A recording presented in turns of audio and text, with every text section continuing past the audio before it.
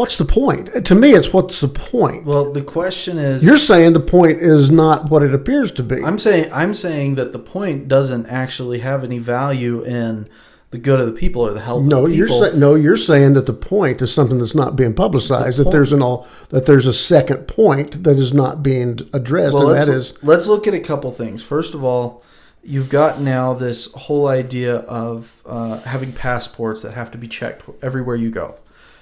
Now tell me this isn't true. If you want to get a stronger control over your society, wouldn't it be pretty essential to be able to track the people? Which now, every time it gets scanned, anytime your location is you go verified.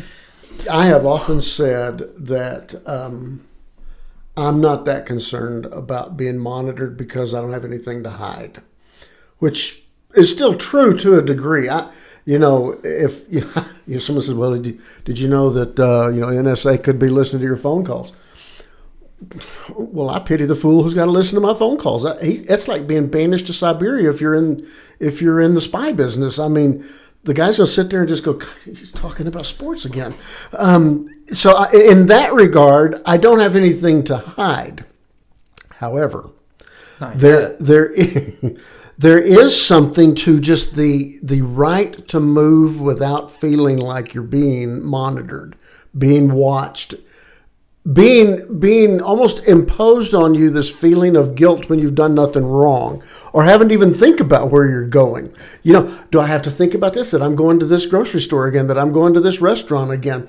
What comes from that? So there is something to that. And, it's kind of like these programs on phones where,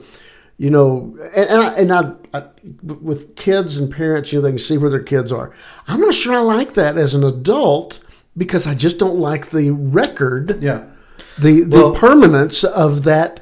There's just an intrusion there a little bit because I don't know who's going to have access to the data.